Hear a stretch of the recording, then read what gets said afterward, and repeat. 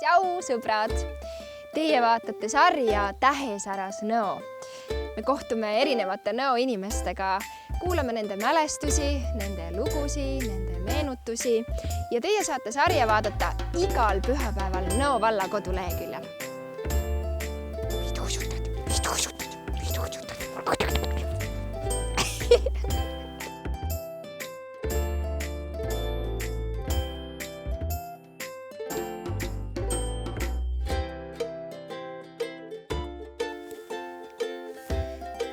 Mina lendan siia-sinna, otsin kohta, kuhu külla minna.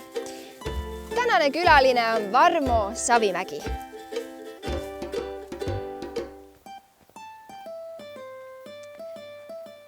Tere, Varmo! Tervist!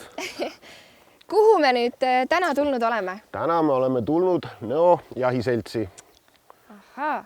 Ja ma saan aru, et sina ju, Varmo, toimetad siin jahiseltsis. Ja mina olen siin Nõo jahiseltsis üks eestvedajatest. Väga uhke. Nii et tegelikult on meil tegu ka ju jahimehega. Ja, absoluutselt. Olen juba jahimees aastast 2008. Ja Nõo jahiseltsis olen küll veel vähe olnud, aga juba 3 aastat. Aga teistes jahiseltsides olen olnud pikemalt. Kui kaua see jahiselts siin Nõos tegutsenud on?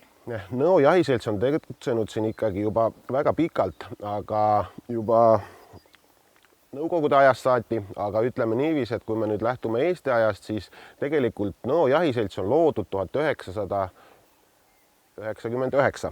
Aha. Ja siis on nagu tehtud see MTÜ, kus siis ütleme, see Nõo jahi maa-ala kuulub, kasutusõigus kuulub siis, on Nõo jahiselts MTÜ-le kuulunud. Enne seda oli see siis Tartu Jahindusklubi kuulus see kasutusõigus ja siis olid eraldi kasutajad lihtsalt. Ja. Aga jahiklubi, mis see endast kujutab? Mis on üks jahimehe päev? Et kuidas see algab ja mis te toimetate? Jahimehel on ülesandeid palju, ja muidugi rõõmu palju, sest looduses käimine ikkagi annab värskust ja tervendab ja on nagu tore. Aga ka jahimeestel on omad kohustused, et hoida loomade arvukused normide piires, auto alla jäänud loomad koristada mõistliku aja jooksul ära, siis ulukid, kes teevad kahjustusi, neid küttida ja hoida, et ei oleks kahjustusi, likvideerida neid. Siis meil siin suur probleem on ka see seakatk, mis küll nüüd on juba saadud kontrolli alla, aga ikkagi on veel uued kolded tulnud, et siis ka nende sigade arvukuse piiramine. Nii et tegelikult ei ole jahimees, nagu siin eelnevalt mina ütlesin, et peab tugev süda olema, et loomi tappa, vaid tegelikult on jahimees väga suuresti ka päästja ja aitaja. Ja, absoluutselt, sest et ega jaht ongi selline, et kunagi ei kütita hädas olevat looma või et ikkagi jahimees on ikkagi looduse sõber ja abiline, kes siis aitab nii loomi kui ka siis maaomanikke nii-öelda. Ja lisasöötmised, kui talvel loomadel on raske, siis jahimehed viivad neile lisasööta, et need raskemad talved üle elada. Kui palju teid siin jahiseltsis tegutseb? Täna Nõo jahiseltsis on 25 aktiivset liiget, kes siis on, kes siis vähem, kes siis rohkem, niiviisi ikkagi jahtide ajal kohal ja toimetavad. Kas teete ka mõnikord selliseid koosüritusi ja olemisi väljaspool jahtimist? Ja, meil on ikkagi tavaks saanud, et on iga aasta jaanipidu, kus siis tuleme kokku ja peame plaani ja siis ka jõulude ajal on olnud niisugune jõuluüritus, kus siis tullakse üldjuhul peredega. Nii et ikkagi selline mõnus kogukond? Ja, täpselt, absoluutselt, et on tore. Kui sina nüüd metsas käid ja oma jahipäeva ette võtad, siis mida sa kõige rohkem selle juures naudid?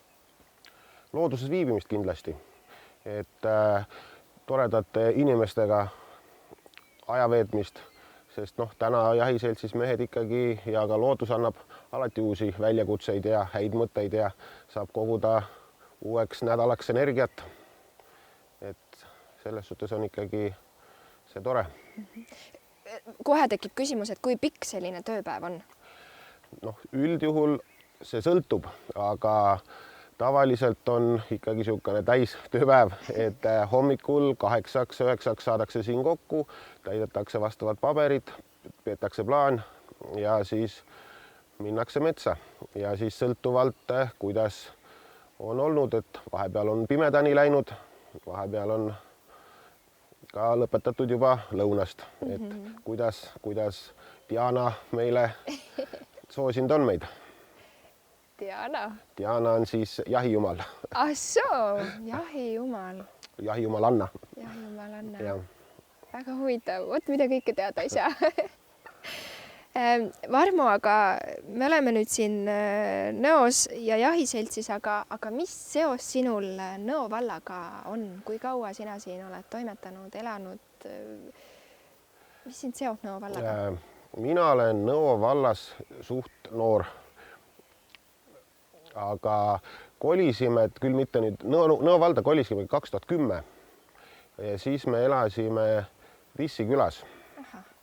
Et aga kuna lapsed mul käivad Nõos koolis ja lasteaias, siis ikkagi sealt see käimine oli niisugune tülikas ja siis me hakkasime otsima päris nõkku enda pesa ja aastate möödudes siis ikkagi leidsimegi ja tänaseks olen Nõo valla või siis ütleme Nõo asula elanik. Ja täna ikkagi pean seda enda koduks ja enamuse ajast ikkagi olen elanud Nõo vallas.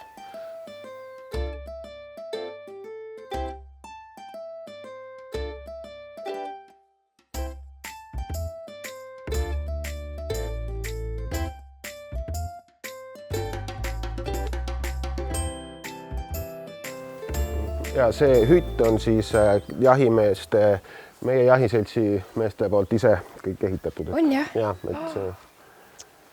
Äge. Mina küll siis veel ei osalenud siin ja see hütt on nüüd siin olnud ka meil 10 aastat. On siin see niisugune onnikene olnud. Ja siis siin oleme teinud oma loomad rippu pannud ja teinud esmakäitlust nendele loomadele. Ja siin on siis ka Nõo jahimaa kaart. Täna siis Nõo jahil on 6690 hektarit maa-ala, kus me siis jahti peame. Vau, see on päris suur ala ju. Jah, ja siit on siis see punasega on siis meie piirid, kust me siis hooldame. Ja meie uus jahimaja koht on siis siin. Müürikinnistu.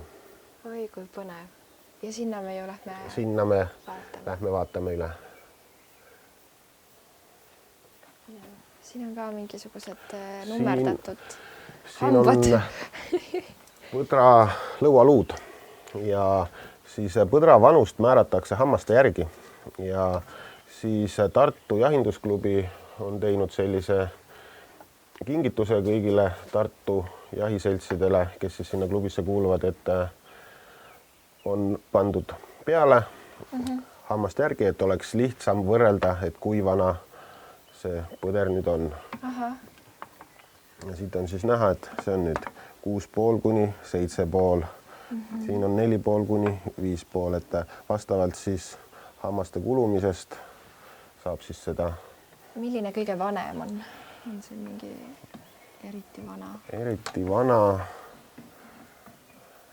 Tundub, et see on siin 9,5 aastat, 9,5 aastat ja et vanemad siin hetkel ei ole. Väga huvitav.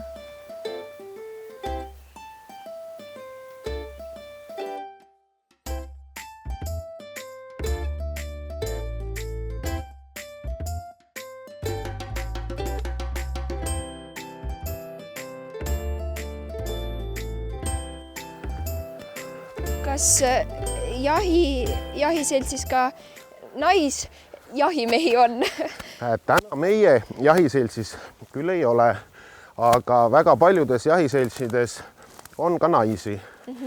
Ja nüüd näiteks, kui me siin koprajahti tegime, siis oligi naaberjahiseltsist Anne oma koertega meil abis neid kopraid püüdmas.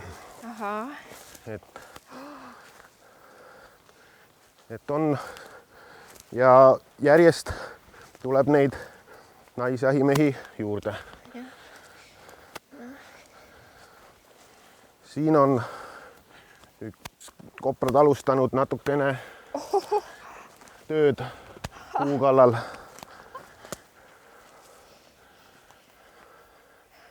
Need seda tööd on need hambad teinud, mis ma seal enne vaatasin. Jaa.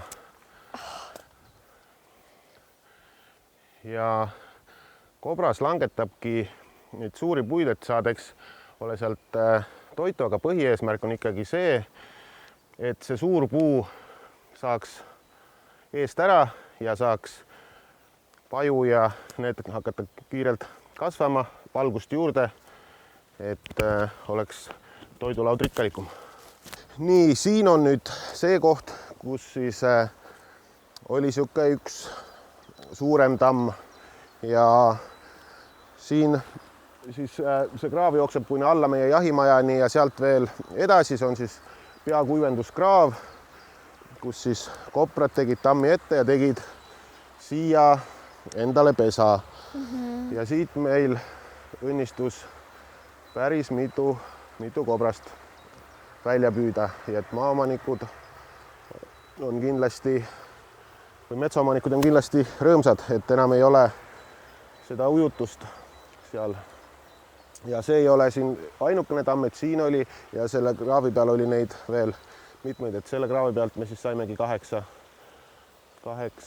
kobrast välja püütud, et ei teeks neid tammest. Ja siin see urg on ikkagi olnud, see vesi oli, ütleme, siit oli kõik ikkagi, sealt on näha, kus see veetase on olnud, et see veetase on siit ikkagi niisugune 1,5 meetrit langenud, et kõik need siit olid vee all. Ja siit oli ka vesi, et kobra urg läheb siit, see urg läks siia taha välja, et siit oli päris suur. Ja siis see läheb veel siit alt, neil on käigud, nad teevad siin käikud, siis siit tuleb üks käik välja ja siis sealt tuli üks käik välja ja sealt veel kolmandast kohast tuli käik välja, aga kõik need sissemineku käigud olid enne siis seda vee alla laskmist vee all. Ja siis koerte abiga saime me need turgudest välja ja välja püütud. Seda põnevat loomaelu. Vaatan, et siin on nad ka neid väikseid puid närinud. Jaa. Siin on nad toimetanud pikalt ja neid oli siin päris palju. Ja nad suudavad ikkagi päris palju metsameestele ja põllumeestele peavalu tekitada.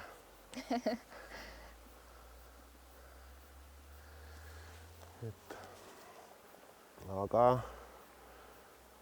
siis jahiseltsis me ka pöörame väga palju tähelepanu ohutusele, et kõik need jahiretked ja metsasolekud oleks ohutud.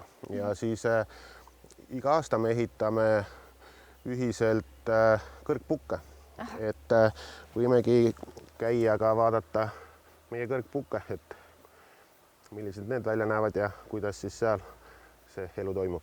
Muidugi lähme.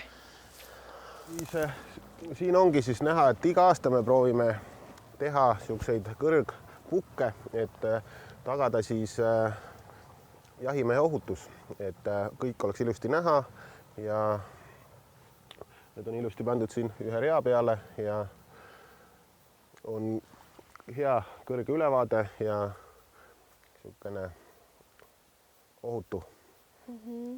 Vast, et mees lähebki sinna üles pukki ja siis sealt siis ta jälgib olukorda, et kuidas see toimub ja siis meil ongi kogu see liin siit küll nüüd jääb kurvi taha, siis sealt lähevad need niiviisi kõrgpukid edasi ja siis on meil veel erinevad kohti, et iga aasta proovime järjest neid juurde teha ja et oleks niisugune ka see endal ohutu ja tore ja jälle ka selle puki ehitus saame jälle ühiselt kokku ja arutame maailma asju ja on nagu 2 ühes, saab jälle energiat ja jõudu ja anda ka metsa elule siin ohutuse poolt.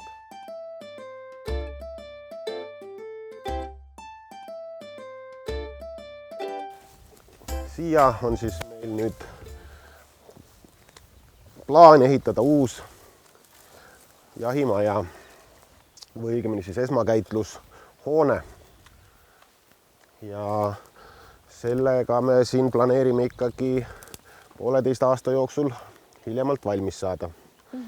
Et siin PRIA poolt on tulnud ka jahimeestele meede, kus siis riik toetab neid esmakäitlushoonete rajamisi ja meiega osalesime seal ja oleme ka saanud positiivse vastuse. Et niisugune kohakene siin. Väga armas koht, seal on mingi õunaaed veel. Jaa, siin on õunapuid, siin on pooled on siit juba ära võetud, siin oli päris palju neid, aga nüüd on veel, need otsustasime jätta praegust ette. Varmo enne käis läbi ajujaht. Mis see täpsemalt on?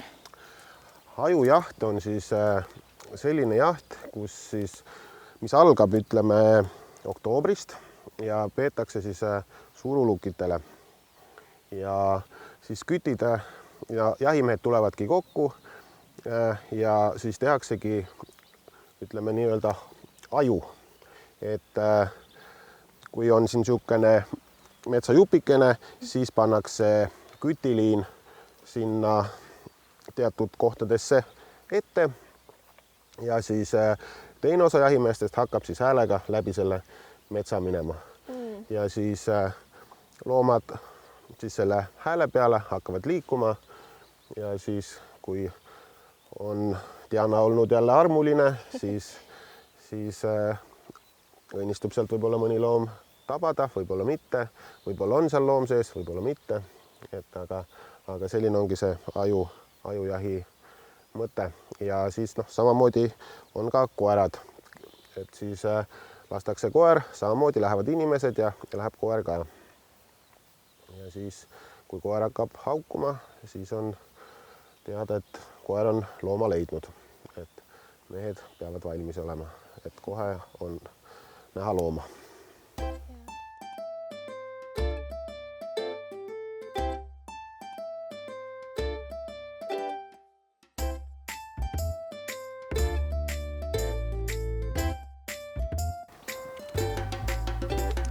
Oi! Väike sebu. Nii, see on siis meie Nõo jahiseltsi üks koer. Aiku ei hüppa. Tere, las ta hüppab. Ja kokku täna meil Nõo jahiseltsis on siis 4 tublit koera, kellega me siis jahti peame. Et tema on siis Jämpland ja siis on Laika ja Spiigel ja siis üks Eesti hagias. Et need loomad on siis meil või koerad on siis meil metsas abiks. Kui vana tema on? Tema on nüüd 4-aastane. Et juba suur tüdruk. Ja metsas saab ta ilusti hakkama. Et on nii põtra kui kõiki siin ilusti sigu ajanud taga. Ja siis, kui väljas läheb külmaks ja on sihuke kehvaim, siis back-up on ka, me oleme Nõo jahiseltsiga pahatihti olnud siin nülginud ja teinud minu juures neid toimetusi. Kohe teen siit ukse lahti. Nii et see ongi see nii-öelda jahimaja, sinu isiklik? Ja see on nüüd minu oma, aga plaan on meil siis ikkagi analoogne ka ehitada nõojahi seltsi. Et siukene, et noh, eks kõik enamus jahi seltsid on, nii siin on natuke asjad ees, et siin siis on, kuhu pannakse loomad rippu ja siin on siis jahutuskapp ja kus need siis on ja siin on siis erinevad vorsti ja konservide tegemisseadmed ja selline ta saab meil kunagi sinna tulema. Nii tore. Väga uhke värk. Aga lähme sisse. Lähme.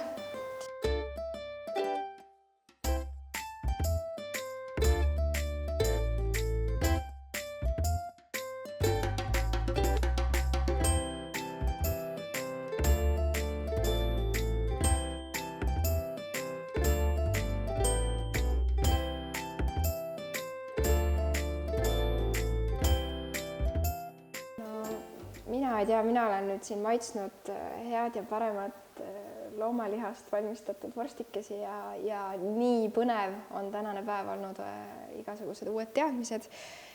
Aga kui nüüd vaatajatele, kuulajatele anda selline tore vihje või nõuanne, mida teha, kui kohtad metsas looma, siis mis see oleks? Ega seal nüüd sõltub ka loomast, eks ole. Et noh, täna üldjuhul seda looma metsast kohata on üpris keeruline. Ikkagi loom kuuleb sind ja ta tunneb su lõhna ja üldjuhul ta läheb minema. Aga kui ütleme, satub see loom magama ja satute silmitsi, siis kindlasti mõlemad ehmatate, aga tuleb jääda rahulikuks ja vaikselt hakata taganema ja eks mõlemad, nii siis see inimene kui see loom on ehmunud ja et kindlasti mitte keerata selga ja hakata jooksma, vaid lihtsalt. Ja noh, soovitus ongi alati, kui minna marjule või seenile, et noh, ütleme kitse ja niisuguste väiksemate ulukitega on tore kokku saada, aga kui see satub olema karu kutsikatega või siis ei pruugi alati kõige meeldivam olla, et siis soovitus alati võtta tokikene, vahepeal lüüa vastu puud või siis vahepeal lihtsalt kõndides laulda, hõigata, et loom teab, et sa tuled ja tal on piisavalt aega ära minna sinu tee pealt eest ja oma teed jätkata. Meie külaline oli täna Varmo Savimägi. Kohtume järgmisel pühapäeval.